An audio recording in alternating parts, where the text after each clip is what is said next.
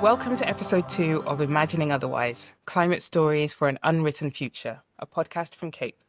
I'm Dami, and today I'm joined by two brilliant guests, Mary Myatt and Hywel Roberts, both widely respected for their work on curriculum and education. Together, we explore what it means to teach with purpose in the face of climate change. We talk about how climate change education isn't just a topic to be ticked off, and how it should, could, and must be meaningfully embedded across subjects.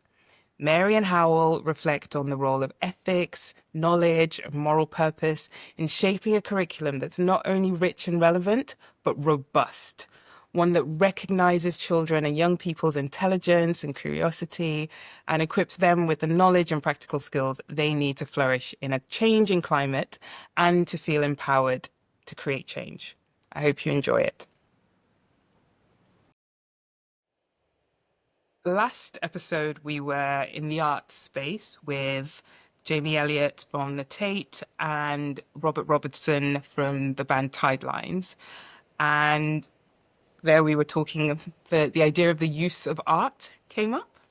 So what I'd like you both to answer is this question. I quite like asking people this question. People always answer it in different ways. And I think it's a good way to sort of see what your frame is for all the work that you do. So what is the use of education? I'm going to let Mary jump in with that.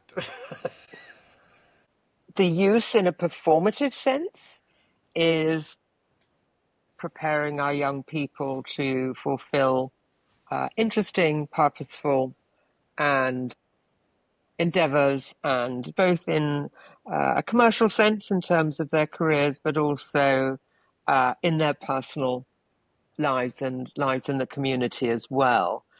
I shy away slightly from the word use, in that it can be very reductionist. I know that wasn't how you intended it, but there can be ways of framing education purely in monetary and financial and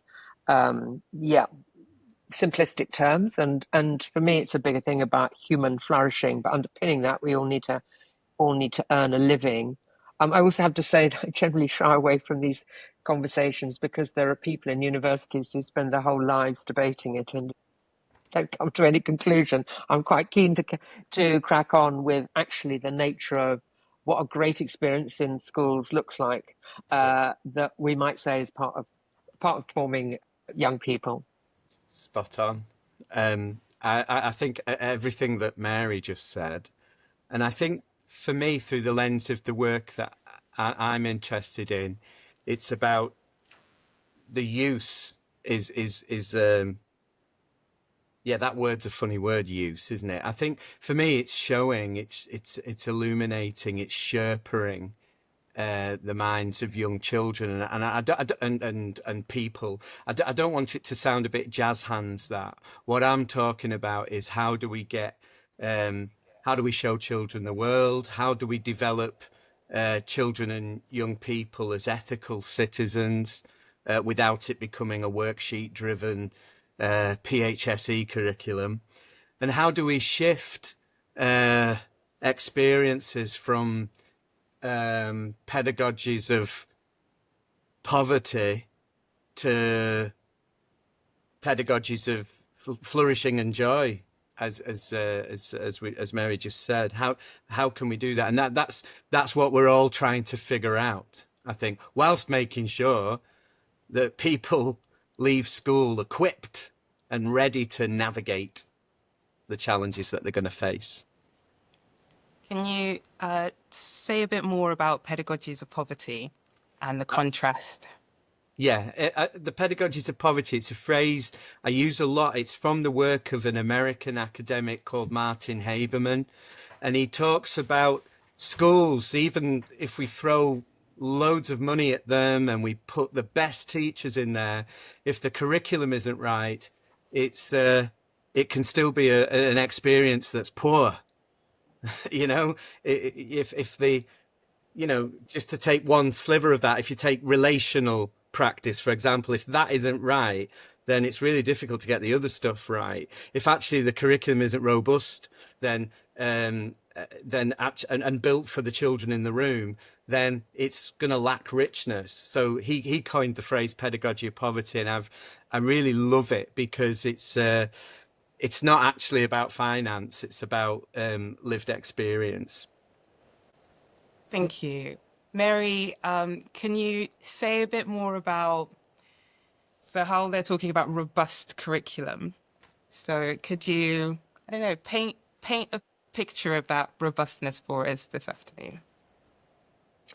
Yeah, so one of the things I think we need to hold ourselves to account for is the lived experience of a robust curriculum, as opposed to fine words on a website.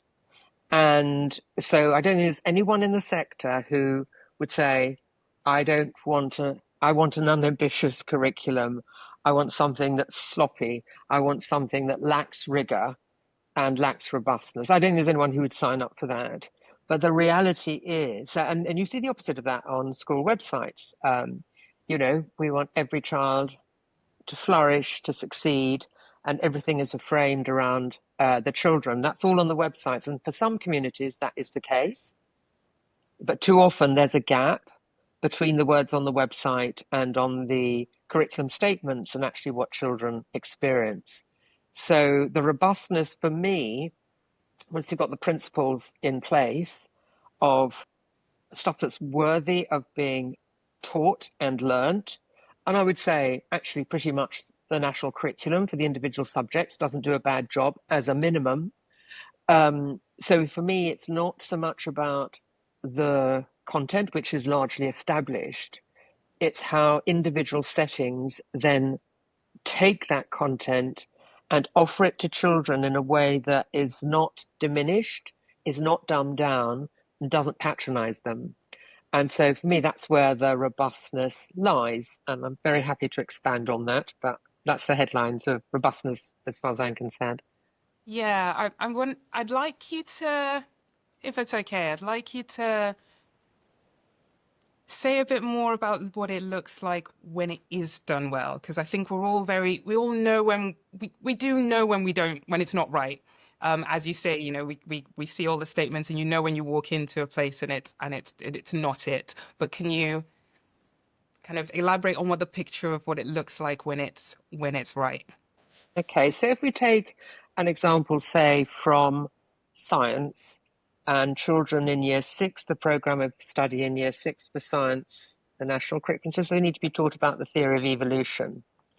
So if we're talking about that being done in a robust way, on the terms that I've identified, and I would argue are important, is that content can either be taught in a way that is thin, performative, kickboxy, through the vehicle and materials that are pretty poor quality. All right, so the content might be there, might or might not be accurate. That's another whole question. But very often, the robustness is not there in terms of the quality of the ideas, or indeed of the visuals, or indeed of the vocabulary that children are offered. And that's because I don't think as a sector, we are sufficiently attuned to what quality of implementing the curriculum looks like through the eyes of the child. So I have a number of criteria relating to, for instance, this is just one example, but I think it applies across the curriculum as well, in that whatever we offer our pupils, I believe, should be beautiful. And I'm not making a judgment here about taste, but I'm thinking about it in the sense of William Morris said we shouldn't have anything in our homes that we don't know to be useful or believe to be beautiful. So if I can justify something that's useful, in other words, it's going to help my children learn, and is it beautiful, I think this is of sufficient quality to offer my children, they deserve the best, then that's fine. It's not about taste. But I don't think we have those conversations enough in too many parts of the sector. So first of all, is it beautiful? Secondly, does the material speak to my children as though they're intelligent human beings, because that's what they are. I don't want stuff that patronizes them. And then the third thing is it got that subject-specific vocabulary that is the gateway into the subject. And so in this example of the theory of evolution, other things, has the material got things like extinct species, sediment in there with opportunities. So I can either do it through a worksheet downloaded from the internal, which might or might not be of high quality. Very often they're not, and no one has checked that they're not good enough. Or, based on those principles, I could underpin that lesson with the most amazing text by Sabina Radeva on Charles Darwin's On the Origin of Species. So Sabina trained as an artist, and then she retrained as a scientist. So I know that that content is going to be accurate, but it also fulfills those other criteria. So the visuals are gorgeous. So as I show that to my class, the children are drawn into it because their curiosity has been provoked. We know curiosity is a big driver for learning. The second thing is it's not dumbed down. It's not a leveled reader. It talks to them as though they can access this interesting, demanding content. And then it's got the rich vocabulary, the conceptual tier 3 vocabulary. So it's through an example like that that shows the difference between being very intentional about being robust and being performative about being robust. So we're going to have all the fine things on the website, statements and proclamations on the website. They mean nothing unless that it's through the lens of the child who's going to receive those. So I hope that amplifies it a bit, explains it a bit. Hywel, I wonder if you've got something to add to that. Okay, yeah. I mean, everything. Mary's just reminded me of how deep and rich we can make the curriculum, and I know that sometimes the work I do is about how do we get that curiosity sparked, if you like, and some of the schools that I work, well, some of the schools that we all work with, I imagine, we have to work quite hard to get the kids just to buy in, to hook them in. I know that something I often say is, how do you, something I'll ask is, using the example, just carrying on the example that Mary's given us, you know, how do you get a kid, but some kids bothered about Charles Darwin, if they haven't got a bed? What, you know, how do you get a kid bothered about rivers if actually they've got enough on without a teacher saying, right now we're doing rivers? And this is why quality, I think, of teaching and resources is so important, as Mary said. For me, there's and it echoes that idea of the school website being absolutely wonderful in terms of aspiration. And then actually reality biting. I call it that the should is what we've agreed. The should is the curriculum that has been published, that is being shared, that perhaps people like Mary, people like me, people like yourselves visiting schools will look at before we go in. So we've got an idea of what's going on. So that's a published curriculum, and fair play.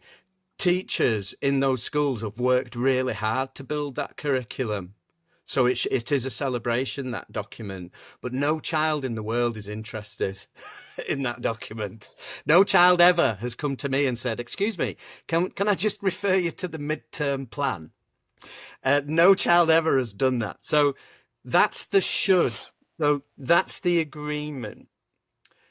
The could is the lived. The could is the right. I'm going to pay attention to the should because I'm being paid to deliver that. The could is where I find my art. I find my art of teaching here. I've got all the science is all written up there, and we've got it all sorted, and we know the pedagogies that we're interested in this school because we've got these children. These children will thrive if I deliver in these ways. And this is the, if you like, this is the application of the teacher imagination.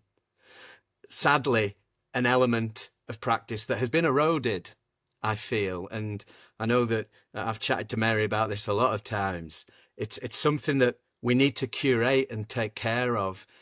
Otherwise, it does become a downloaded curriculum that becomes an anonymous curriculum delivery that's not built for those children who really, really need something for them, that isn't dumbed down, that is absolutely, I love that about it being beautiful, and actually is resourced not just by stuff that's projected, but is resourced by an adult, a Sherpa at the front of the classroom or at the side of the classroom or standing next to the kids, sitting next to the children, who is guiding them.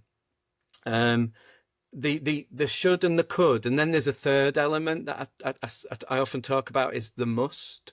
So we've got the should, the could, and the must. And the must is what we've. It goes back to the use of education, I suppose, which is, what are we here for? What are we trying to do? Well, we're trying to build good people who will contribute, who will listen, and will balance, find things, will balance things up, and will be diplomatic, because those are the people we need. So we can do our bit to try and make them, I guess. As we speak to, teachers be listening to this, and everyone's got different views on the enactment of this, of course. And I was curious what you both think about. So here we're talking about ethics and essentially how do teachers make decisions on that element of how they show up in the classroom, how they show up in front of the teachers, because there are so many different options. And so I just kind of repeat that. Can you both talk a bit about what should be going through teachers' minds as they make the decisions about how they show up in the classroom? Happy to respond to that first and say I don't think that's a question that's ever properly asked, I don't know what you think, Hal, in your work, but I think the pressure and the busyness of schools doesn't automatically create the space for that. Now, I'm a statistic of one. I could be wrong, but that's been my observation. And when I think to my own practice, was that when I remembered to do that, to be fully present, to remind myself, particularly with a tricky group, that they were the best possible students I could possibly have in that moment. And I was the best possible teacher for them. I used to say this to myself tongue in cheek, but also as a sort of bit of self-talk. And I found that when I went in, having spoken to myself like that, those lessons were calmer. The students were more engaged in what we were learning about, and I had a longer fuse as opposed to a shorter fuse. That's a slightly different response to the one that you were asking, because I don't know, unless I've missed it, Hal. What do you reckon? No, Do you think it's asked a lot? I agree, and I think that just following on from what you've said, I remember a wise teacher telling me when I was a young, struggling, coping teacher, because we have survival, don't we? Then we have coping, and then we can explore, and then we get knocked back, so we're starting to survive again, and it goes round and round. And when I was a young teacher, someone said to me, "You've got to love the class you've got," which again sounds like something you could put on a t-shirt, but it actually really helped me with really tricky. I'm going back in time now, but bottom sets. I was last one in, so I got given and I was young as well at that point. I was a young teacher, so you'll be all right. You can cope with them in secondary, and I found that it was an exploration into practice, and it was a permission, and I am going back in time, and I know it was different times where actually there was space to. Part of the space actually to experiment was because no one was really interested in what you were doing, as long as no one got killed. it was just crack on.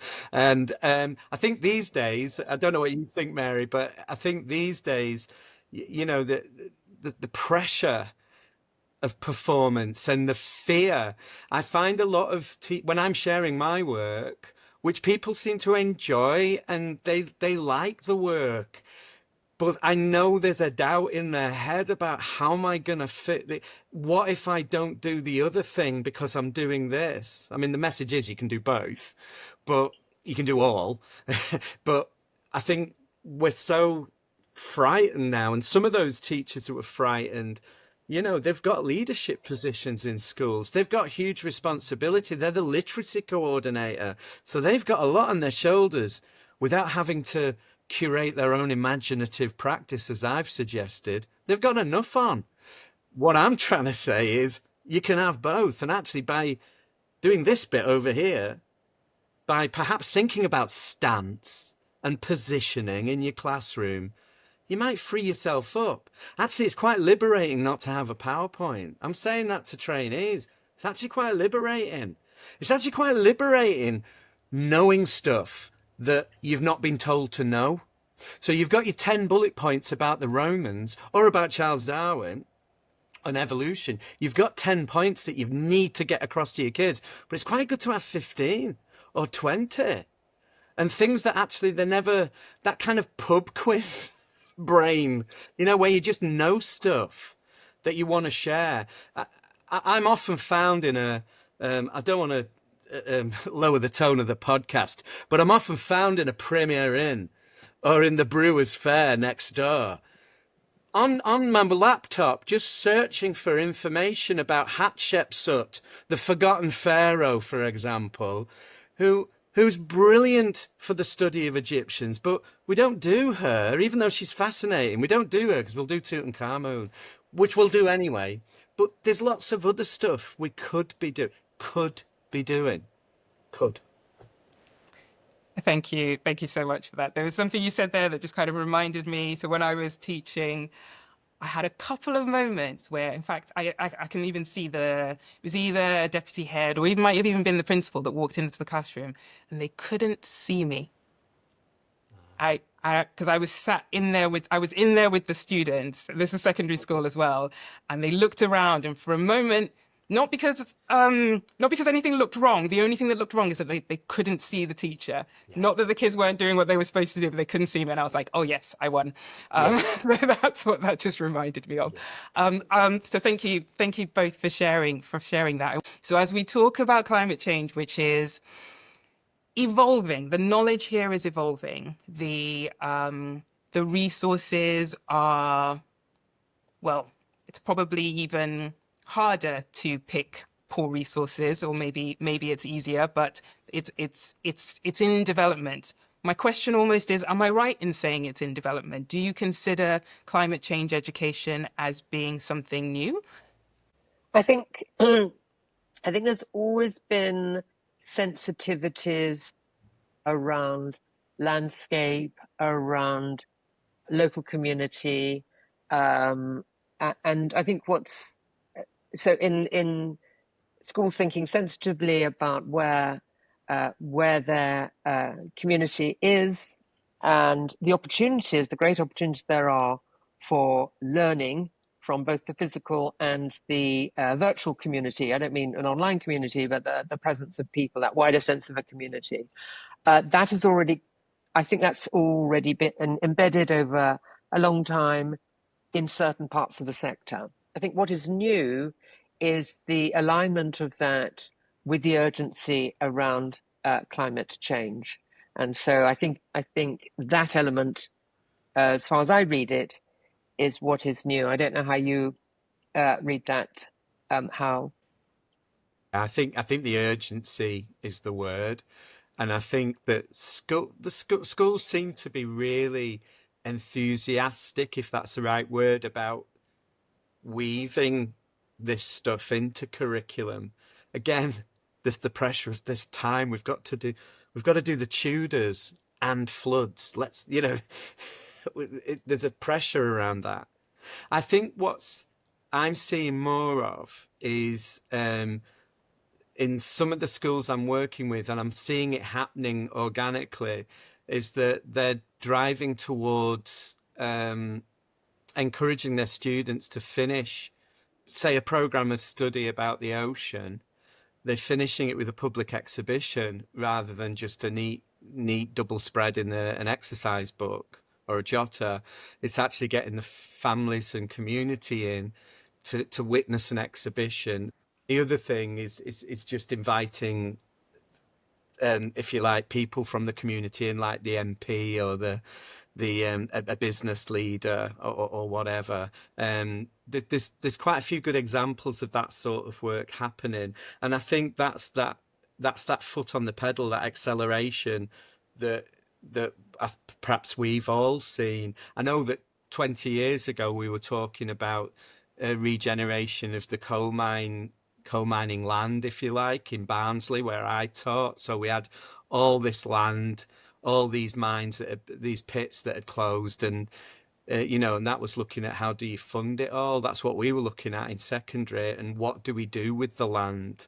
So it was about regeneration and rewilding and things like that. So we were having those conversations with our students quite a long time ago, but the urgency now is different. It feels like, well, things are happening at a pace. You talked earlier about the pedagogy of poverty. There's a phrase I've come across in your work, Hywel, about a curriculum of trauma. And actually, I think it might be your colleague's work. It's Deborah, yeah, Deborah Dr. Kidd, Deborah. your colleague, Dr. Yeah. Deborah Kidd. So I'm thinking about, as you talked about this pressure to go at pace, and we are talking about, yes, the urgency of this issue, but also the need for robustness. And when you could both kind of speak to, not necessarily give some advice, but maybe if you have some, but speak about navigating that tension. Well, just quickly, and I'll let Mary talk. But just in my head is the idea of that phrase that Deborah came up with, which is just great. It's a curriculum of compassion and hope that we want. I talk about botheredness, about getting children to care, about this stuff, because it might be so far removed from their daily experience. And I think a useful phrase for educators is actually protecting children in and young people in. We need to protect them in, so we need to not just present them with, if you like, a chaotic scenario, with here is the disaster that's happened because of climate change. Rather, here are things that might happen. How can we mitigate? How can we help to stop this, or help to slow things down, or how can we contribute? It's that word contribute, I guess. It's making that space for children to think that they can, or give them time to practice what it's like to fix an issue or to fix a problem. And that requires, for me, I use storytelling and drama pedagogy. Absolutely. I used to be apologetic about talking about drama pedagogy because it almost became it became a kind of really unfashionable thing to talk about. But actually, I've realised it's completely vital, because what we can do is give children scenarios. And I use this phrase, let's say the park that has never flooded has suddenly started flooding. So the play area, we can't use that anymore. What's going on with the river? And that's something we did in Leeds. And I know, colleagues on the call might remember that. We've done that with young people in Leeds about how do we fix flooding to make it better again and make it okay. And giving children the space to practice that in a space that's safe, that is fictional, and that they know is a fiction. Otherwise, it is traumatic, because we're telling them stuff that is damaging, and that they'll feel a lack of hope. And we don't want that. I don't know if any of that made sense, but hopefully you know what I mean. Yeah, where I would take that, because it's a great question. I think that was beautifully articulated, Hal. Where I would take it as I read it, it's the tension between the stuff that's already been prepared that we have to ship out, if I'm being sarcastic there, but share with our young people, and then also layering on this important nuanced work. And so there's always a tension there. And the worst thing we can do is to tack something on and tick box it. Yeah, done that.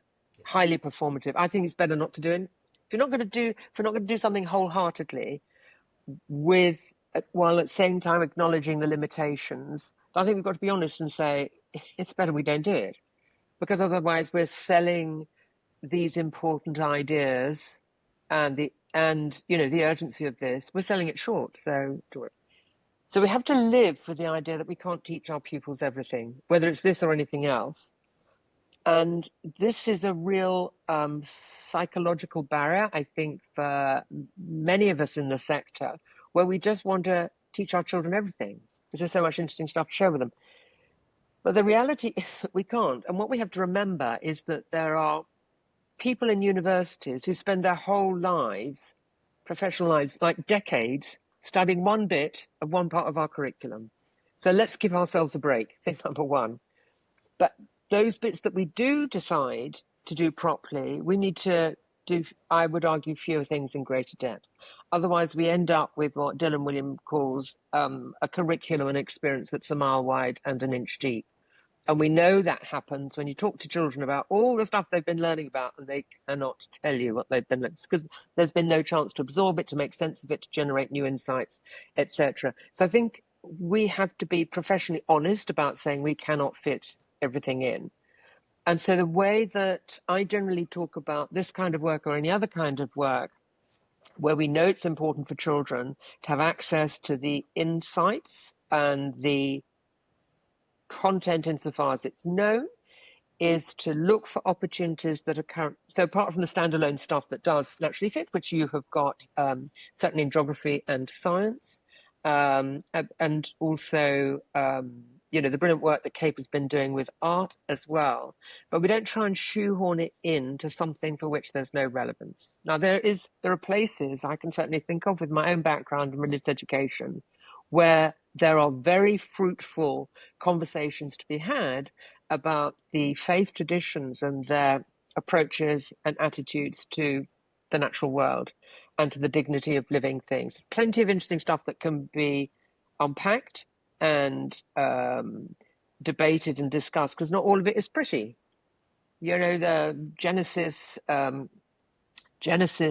1 can be interpreted as, man having dominion over living things. That has been interpreted in many parts of the Christian tradition as less than sensitive to other living things. I could go on, but that could emerge naturally from that, and young people are very, very interested in debating and discussing those things. But then I wouldn't feel an obligation to then replicate that across the other 5 world religions. Of course, there are thousands of others as well, but that would just diminish it. So let's take one and to do it well. And also to do this iteratively and over time. And so I think we can get in a real muddle when we think we've got to address this now in the curriculum now. Let's just keep an open mind and a professional level of curiosity. So for instance, when we're thinking in English and poetry, there is marvelous stuff for instance, from John Clare, the deep, deep connection and simplicity of the living world is something that all children can connect with and understand. At a slightly more complex level, but I still think he's perfectly accessible, is Gerard Manley Hopkins, deeply, deeply rooted in landscape and in expressing wonder and joy and seeing the divine in the landscape. We don't necessarily have to agree with that. So I do think there are these beautiful opportunities. And I say they're beautiful because they're inherently interesting, but they might also be talking about dark stuff. So I've just been sent the proof of a book it's from the States, and so it hasn't been published yet, and I'm going to do a review of it.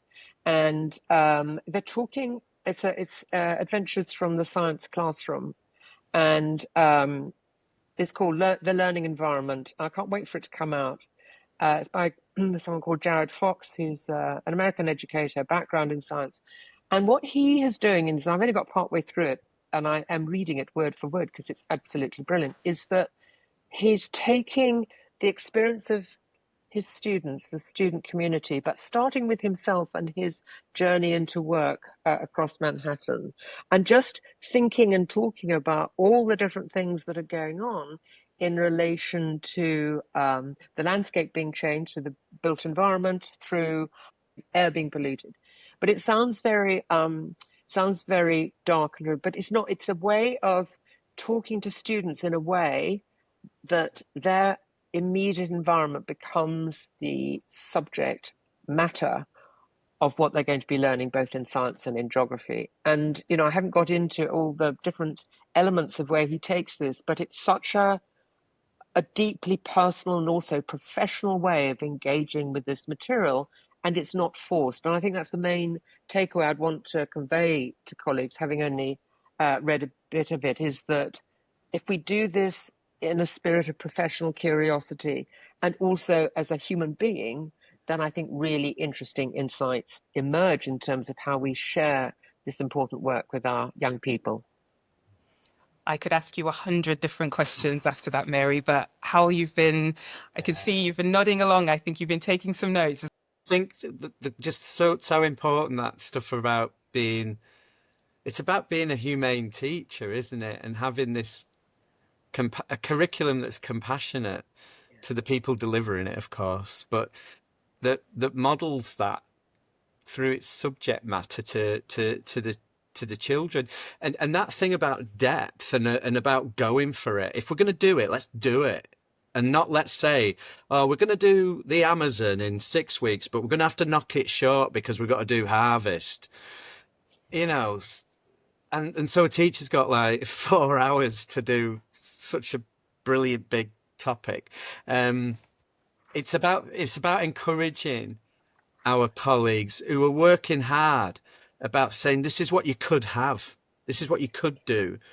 It's that could again. It's what's sitting there in the middle. I think the nadir of all this is a worksheet about county lines. Do you know what I mean? In PHSE, it's like that's like the bottom of everything. It's and I'm not making light of it. It's like, gosh, is that what teaching is? And and we know it isn't. And I think that whole thing about, no, I was just, while you were talking there, Mary, I was just thinking about, yeah, how do we get that depth? And it's those big concepts, I suppose. If we're thinking rivers are important, I mentioned rivers earlier. Well, in Key Stage 1, they might learn about the Thames because they do about the capital cities. And they might then, during Egyptians, learn about the Nile. And then perhaps we'll learn about the Ganges as a contrast to the River Aire, which is just flowing through Bradford, because that's where we are. And suddenly rivers becomes, it's not just a 6-week project. Or we might do the Amazon, of course, with the Mayans, but it's not just a 6-week on rivers and that's it.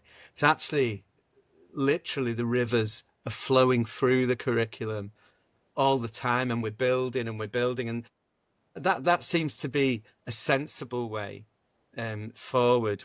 Thank you both for that. In your own practice, or the practice that you've seen, where do you think that permission does come from? So in terms of like examples, where could it come from? As Mary, you talk about, we can all talk about our own individual practice, and we all have different motivations and different kind of ways of which I think both of you have arrived at a very brave place in your work, where you are with that intellectual curiosity, with that humility, but you are very brave in going forward with what you believe to be the right path, not necessarily the right answer, but definitely the right direction, and going through. So if you could speak a bit about where that permission comes from. I'm happy to respond to that first. So at the moment, there are fairly thin threads in the science national curriculum and geography. But you can take anything from a thread and build it. I think if you're going to go beyond there, two things happen. One is an individual teacher is exercised about this, knows it's important, and will look for opportunities in the way that we've described to knit it in where appropriate and where realistic. I think the broader issue is two things. One is leadership. And if you're going to get systemic change, I think you're going to have a lot of leaders waiting on the curriculum and assessment review to be themselves given permission to include this. And that's fine, I think, as a sector. I'm not talking about individual leaders and individual schools, but I think there is an element of immaturity, and I'm not talking about individuals here, but I think the sector as a whole is pretty immature and all intending to look outside for accountability measures to give them permission to do stuff. It's like, you're professionals, get on and do what you think is right. What I've noticed, whether it's mostly more generally in terms of things that need to happen that make a difference to provision, outcomes, and experiences for young people, by and large, for it to make a difference across a setting, there needs to be leadership impetus behind it. That's not doing the heavy lifting. That's not doing the spade work. It's about saying this is important, creating the space and the resources for this to happen, because it needs time and space for the kinds of conversations we've had to spot opportunities, and also to say, I can't shoehorn it into this bit, so I'm not even going to try, because we shouldn't be shoehorning anything in. And also leaders creating a space, if we're going to do some of this properly, what are we not going to do? So I think there's two levels of that. And so what I would urge the leadership sector to consider this and other elements of curriculum provision that are more than the nuts and bolts of phonics, of children learning to read, of being numerate and literate, important as those are, then how do we prioritize some of the other elements and do them in a way that does them justice? And if we're going to do that, what are we not going to do? So for me, it's a multi-layered conversation that needs to be had. And I think with the right mental and professional attitude, I think some really beautiful work will be coming out and is already coming out from some of the schools and academy trusts that are already involved with Lee's and Hina's work. So I'm quite optimistic, cautiously optimistic about. I think this work will make a difference, and I think leaders will create the space for it to happen properly.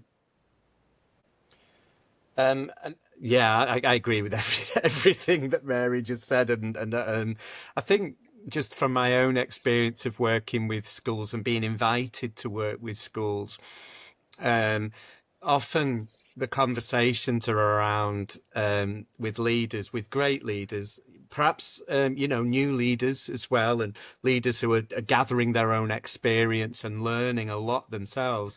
They're saying things like, "I want, this is what I want for my kids." Is kind of a familiar refrain, particularly in primary. This is what I want for my children in this school. And so I think there's a strong sense of moral purpose, but sometimes that's at odds with the sort of those perceived external pressures and things, and also the skills of the colleagues, the teaching colleagues that they have, because you can have a vision, but you've got to have the people who are going to deliver it for you, or and who are going to help you bring it to life. I think sometimes it's like what do you want it to be like to be led by you? Is quite a nice question. And what do you want it to be like to be taught by you? Is because I'm quite clear on, I think, on how I want to be perceived as a teacher, and my leadership is, I was never a head teacher, so although I obviously, a lot of my friends are head teachers, so I've known a lot of head teachers and stuff, and I understand the pain that they go through in trying to stay the course to stay on the course of their own values system, if you like. It's tough. Yeah, it is tough, but you've both presented quite a strong message, I think, of what is possible within that.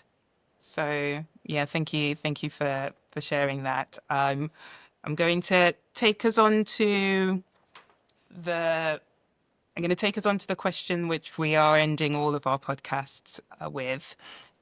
You do still have the opportunity. If there's anything else you want to speak to, we do still have a bit of time for that. But I'm gonna bring in this question, and I'm going to rephrase it slightly, taking a little note from Howell. Say, let's say we are living in a world where climate change doesn't exist. What does it look like? What does it feel like? I'll let you go first, Hal. Oh, I think that if the pressure and the pain of the worry and the anxiety is lifted, then we can perhaps see each other more, as in see who we are and go back to that idea of who are we as a community and what do we want and how do we want to live our lives now we've had this weight lifted, and how are we going to make sure we're not stuck, or we're not going to go backwards. How will we see each other, really see each other? I'm being a bit zen there, I know, but how will we view each other, and actually, once all that pressure has gone, will there be more room for empathy and compassion and love? Will those things actually become more important? And the example that I wanted to just share is I'm using a photograph of the riot that took place in Manvers in Rotherham in July last year, which was fueled by misinformation and hate. And I use this image of the riot where people were trying to burn down a hotel with actual humans in it. And the schools in Rotherham, I've been working with them about how do we process this? Well, I think when we can if we can diffuse hate and if we can diffuse misinformation is big, isn't it, in the world of climate change? If we can remove that, then actually we can be more open and side by side and more. And I'm thinking of the International Baccalaureate now. We can disagree agreeably. We can understand each other's perspectives and points of view and live, if you like, less complex and stressed lives. I went a bit far then, didn't I? But if you know what I mean. Thank you. So, Mary, what does your world look like? How does it feel? Well, I took it literally when I was thinking about this, and I thought, well, and I'm thinking about man-made actions and interventions that are adjusting the climate in these negative ways, because of course that's distinct from what happens naturally of its own accord before we were fully formed. You know, we know that there was climate change millions of years or so ago, but the current place that we are is driven by humans. And so I was considering how our lives would be both simpler and more complex. So more of us would be living off our allotments, and some of the time we'd be going hungry. We would be walking, and we'd be far more. Look, our lives would probably resemble that of the early medieval period before the Black Death, and so for all its pros, there were plenty of cons as well. And I think one of the things we've lost is the capacity to appreciate the benefits, which mean we don't then consider the costs.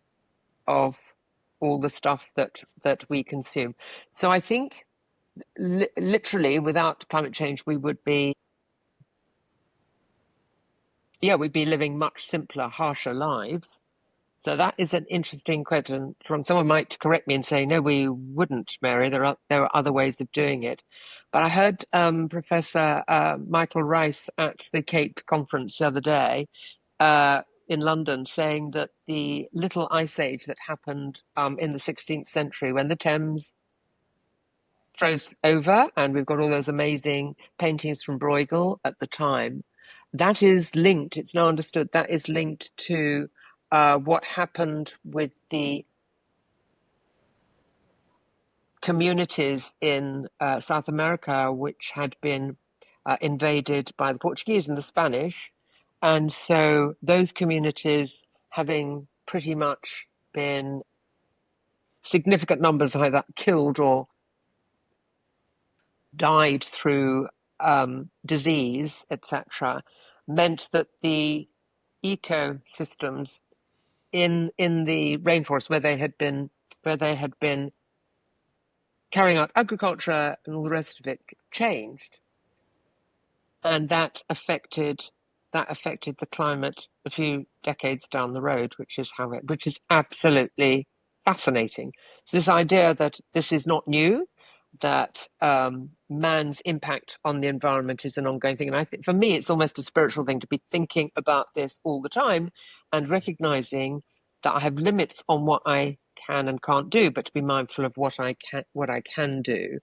And so I think it's a really, really useful thought experiment. And it's one that, I think pupils and students would enjoy as well. It's making me think how that might be offered to them. The final thing I would just like to offer to this important piece is that this sensitivity and nuance to the environment can often come from young people. And I remember talking to an advisor when I was working at the local authority in Suffolk, who did a lot of work with the traveller, Gypsy Roma and traveller community, really sensitive, important work. And she gave an account of this child. She had been doing some artwork in a primary classroom and was rinsing the brushes as we do of the paint. And she was letting the water run between, and this child from the Roma community just touched her gently and said, if you just switch off the tap, because that's the reality for in between, is it? It's this lack of sensitivity and appreciation and gratitude for what we have, which in that moment, this little boy brought her back to, and it wasn't even happened to me, and I tear up every time I think about it and talk about it. That deep wisdom coming from a child who is experiencing what it's like to harvest and to treasure our natural resources. I think we could do with a bit more of that. Appreciation is the word that I'm taking from that. Thank you both so much for joining us today and sharing all of that wisdom. I feel like we could carry on talking for a very, very, very long time. Thank you both for joining us today. Thank you. Oh, it's been brilliant. Really, really well constructed, and really made me think. I don't know about you, Hal. Oh yeah. Oh yeah. I'm gonna have to go for a lie down now. I went quite zen just then. But yeah, it's that's me with a sleepless night, thinking about it, really, genuinely, and it's so lovely to have this opportunity. So thank you very much. Yeah. Great thinking behind all this. The sector appreciates you all at Cape. Yeah.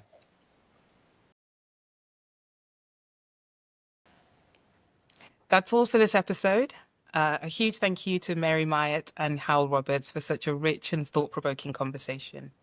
We explored what it means to build a curriculum that's both robust and beautiful, one that challenges and inspires deep learning without being overwhelming. We heard how humane teaching, grounded in curiosity and compassion, both for students and their teachers, can help children and young people engage meaningfully with complex issues like climate change. What has stuck with me is their reflections on the importance of making space for depth, meaning, and hope, even in the face of urgency. I also want to thank Graham Jameson, who produced this episode, and our editors, Hina Dave and Professor Lee Hoth. Finally, thank you for listening. If you enjoyed this episode, please subscribe and follow the series, and share it with anyone who imagines a better future through climate change education. You can find us wherever you get your podcasts.